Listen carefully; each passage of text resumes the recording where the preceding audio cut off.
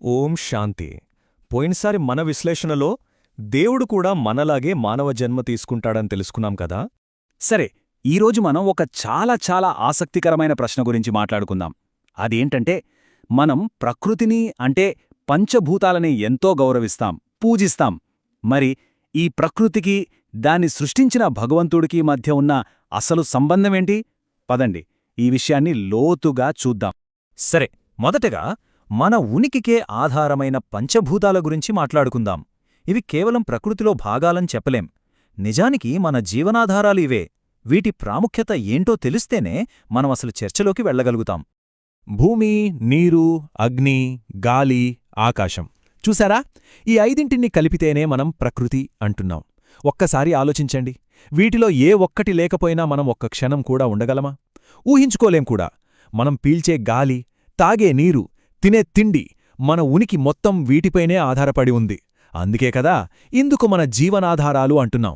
అందుకే చూడండి, మన భారతీయ సంస్కృతిలో నదులకి, పర్వతాలకి, చెట్లకి పూజలు చేయడం మనకి చాలా సహజంగా కనిపిస్తుంది. ఎందుకని? ఇది కేవలమేదో ఒక పాత సంప్రదాయం కాదు. ఇది మనకు ప్రాణం పోస్తున్న ఈ అద్భుతమైన శక్తులకి మనం మనస్ఫూర్తిగా చెప్పుకునే ఒక కృతజ్ఞత అన్నమాట. అయితే ప్రకృతిని మనం ఇంతగా గౌరవిస్తున్నాం, పూజిస్తున్నాం, సరే. కాని అప్పుడు మనందరి మనసులో ఒక ప్రశ్న రాకమానదు. అదేంటంటే, ఈ ప్రకృతి వెలకున్న అసలు నిజమేంటి? అసలు ప్రకృతి అంటే ఏంటి? అంటే మనకు జీవాన్నిస్తున్న ఈ పంచభూతాలే దేవుడా? వీటినే మనం భగవంతుడు అని అనుకోవాలా? ఇది చాలా లోతైన ప్రశ్న కదా. ఈ ప్రశ్నకు సమాధానం మనకు దొరకాలంటే మనం ఒక చిన్న కాని చాలా ముఖ్యమైన తేడానర్థం చేసుకోవాలి. అదేంటంటే, సృష్టి వేరు, దానిని చేసిన సృష్టికర్త వేరు. మనం ప్రకృతి అంటున్నాం కదా, అంటే ఈ పంచభూతాలు. ఇందులో ఏ సందేహం లేదు, ఇది ఒక అద్భుతమైన, మాటల్లో చెప్పలేని సృష్టి. కానీ ఇక్కడే మనం గుర్తుంచుకోవలసిన విషయం ఒకడుంది. ఇది సృష్టి మాత్రమే, దాన్ని సృష్టించిన సృష్టికర్త కాదు. ఈ పెద్ద విషయాన్ని సింపుల్గా అర్థం చేసుకోవడానికి ఒక మంచి ఉదాహరణ ఉంది. చాలా సింపుల్, కాని చాలా పవర్ఫుల్. అదే కుమ్మరి, కుండ ఉదాహరణ. రండి, ఈ చిన్న ఉదాహరణతో అసలు విషయం ఎంత స్పష్టంగా ఉందో చూద్దాం. కొండను చేసేవాడిని కొమ్మరి అంటాం. కాని ఆ కొండ ఎప్పటికీ కొమ్మరి అవ్వలేదు కదా. ఈ వాక్యంలోనే అసలు విషయం అంతా ఉంది. ఆలోచించండి. ఆ కొండ ఎంత అందంగా ఉన్నా, ఎంత ఉపయోగపడినా అది ఎప్పటికీ దాన్ని చేసిన కొమ్మరి కాలేదు. రెండూ వేరు, ఎప్పటికీ వేరే. ఇప్పుడు ఈ పోలికను మనం మన విషయానికి అన్వయించుకుందాం. ఒకవైపు కుండ అంటే ప్రకృతి, అంటే సృష్టి. మరోవైపు ఆ కుండను చేసిన కుమ్మరి, అంటే సృష్టికర్త, పరమాత్ముడు. చూసారా? రెండింటి మధ్య సంబంధం ఉంది, కాని రెండూ ఎప్పటికీ ఒకటి కావు.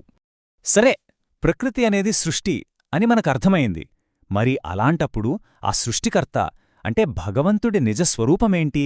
ఆయన్ని మనం ఎలా అర్థం చేసుకోవాలి? చెప్పాలంటే భగవంతుడు నిరాకారుడు. అంటే ఆయనకు మనలాగా కళ్ళు, ముక్కు, చేతులు ఉన్న భౌతిక రూపం అనేది ఉండదు. ఆయన ఒక జ్యోతిర్బిందు స్వరూపుడు. అంటే చైతన్యంతో నిండిన ఒక చిన్న కాంతి బిందు అనమాట. ఆయన ఒక వస్తువు కాదు, ఒక దివ్యమైన, చైతన్యవంతమైన శక్తి. కాబట్టి మొత్తం మీద మనం అర్థం చేసుకోవాల్సిన ముఖ్యమైన విషయం ఒక్కటే. ఈ ప్రకృతి అనేది భగవంతుడి ఒక అద్భుతమైన, చాలా అందమైన సృష్టి. మనం దాన్ని తప్పకుండా ప్రేమించాలి, గౌరవించాలి. కాని దాన్ని సృష్టి అనుకోవాలి తప్ప సృష్టికర్త అని పొరబడకూడదు. ఆ రెండింటి మధ్య తేడాను మనం గుర్తించాలి. మరి వచ్చే విశ్లేషణలో అసలు మన తలరాతను నిజంగా దేవుడు రాస్తాడా లేదా అనే ఇంకో ఆసక్తికరమైన ప్రశ్న గురించి తెలుసుకుందాం. ఓం శాంతి.